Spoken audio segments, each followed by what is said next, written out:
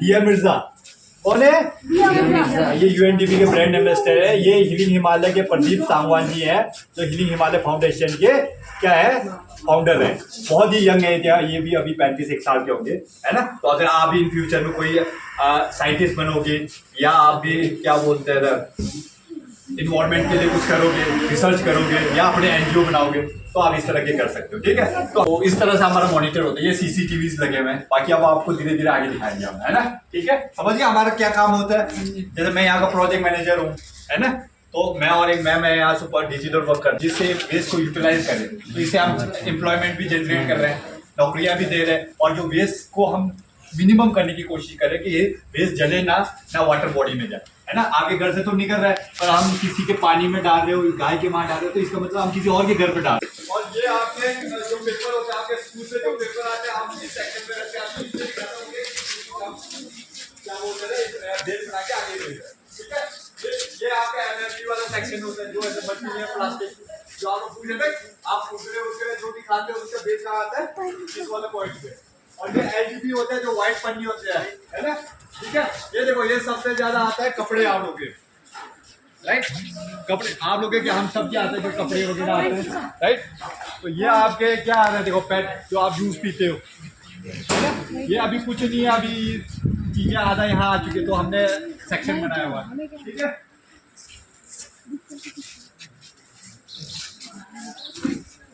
कि आप लोग आप कितना अच्छा डेडिकेटेड, और इन फ्यूचर भी हमारे एनजीओ की तरफ से कुछ भी अगर आपके लिए आएंगे, हम आपको प्रेफरेंस देंगे। ओके, राइट, ठीक है, ओके। कुछ भी चीज़ें हमने बनाया हुआ, देखो है सिंपल सी चीज़ें हैं, बट हमारे को ये बहुत इश्यूज आने वाले हैं इन फ्यूचर में, है ना। ठीक है, बाकी हम आपको दिखाएंगे ये कैसे चलते हैं।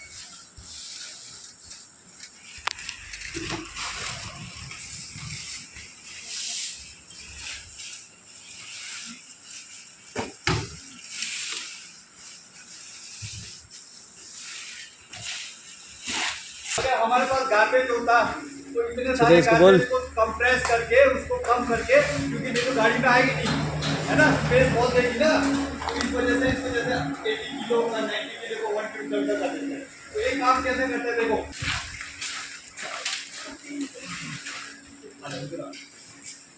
अच्छा, इसको ये लीवर होता है, इसको लीवर को आगे करो, ठीक है, हाँ इसको दबाओ,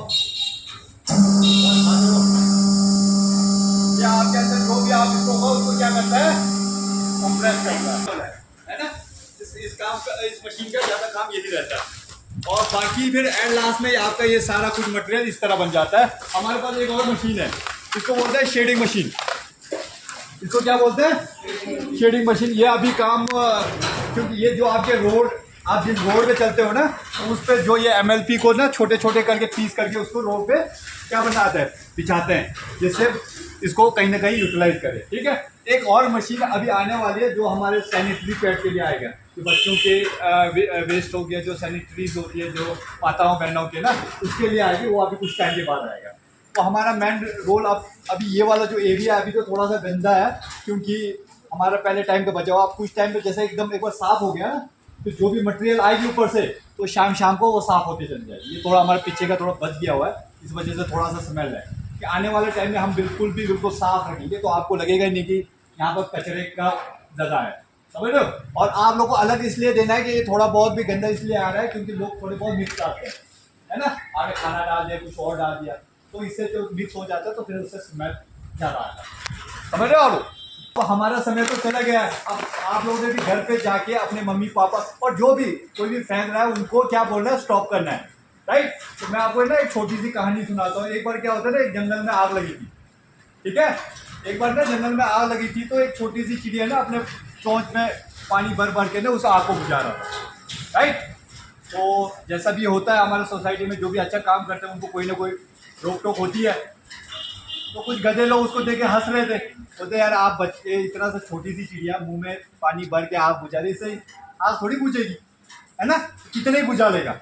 तो उस छोटी चिड़िया ने क्या जवाब दिया, अब आप लोगों ने उसका मॉरल खुद ही समझना है, कि जब भी जंगल का इतिहास लिखा जाएगा या इस गांव का इतिहास लिखा जाएगा, तो मेरा नाम हमेशा क्या होगा, आग बुझाने वालों में से होगा, ना कि दूर से बैठ के देखने वालों में। अब हमारा देखो गार्बेज का इशू बढ़ रहा है, आज हम सब ने देखा कितना ज़्यादा है, हम सबके कमरे दर्द हो गई, हमने उठा के फिर भी कितना रह चुके हैं वहाँ पे, राइट। और इन फ्यूचर अब हमारा समय निकल जाएगा, आप लोग का जो समय आएगा फिर आपको हर जगह गार्बेज ही गार्बेज, वो आप लोग को समझना है, क्योंकि आप ही आने वाले ब्यूरोक्रेट हो, आप ही देश के आने वाले भावी नागरिक हो, आप ही साइंटिस्ट हो, आप ही एनजीओ के मालिक होंगे, आप ही ब्यूरोक्रेट होंगे, आपको ये इन चीज़ों को देखना है, क्योंकि आपने इसी बीच में रहना है। तो हमें हमारे ये होना चाहिए कि हम चीज़ों को एक मॉडल बनाएं समझते के मामले में कि लोगों तक संदेश पहुँचे, है ना। तो आज का आपका लेसन आपने ये सीखे गया कि देखो मैं भी कचरा, हमेशा मैं बीच बीच में कचरा उठाते क्यों रहता हूँ। आप लोगों से कचरा उठाने का मैं रीज़न नहीं कि आप लोगों को कूड़ा उठवाना है, इससे कि आपको रियलाइज हो, शाम को जाके आप घर पहुंचे तो अगर एक टॉफी से फेंकने से पहले भी आपको दर्द हो कि यार कितना मुश्किल था उसको उठाने का। अगर एक टॉफी का आपको लगता है तो कुछ नहीं है, पर 50 और पूरा 20-30 हज़ार लोग अगर एक टॉफी का तो पूरा पहाड़ बन जाएगा ना।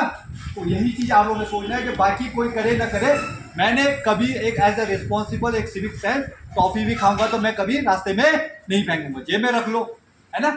अब अपना कहीं डस्टबिन होगा उसमें करना है एज ए रिस्पॉन्सिबल सिटीजन। आपने देखा ना फॉरेन के जापान हो गया, वो बड़े बड़े स्कूल थे। और आपका स्कूल का मुझे सबसे बहुत अच्छा लगा, एक तो आपके गाड़ी में डस्टबिन थी, बहुत अच्छी बात है। हर जगह आपके आप लोग में सेंस थी, मैंने देखा आपने सारी चीज़ें, तो बहुत अच्छी बात है और ये बहुत कम लोगों में आता है। और आपने ये जो अब आप एम्बेसडर हो, आपने आगे आगे लोगों को बताना है, राइट।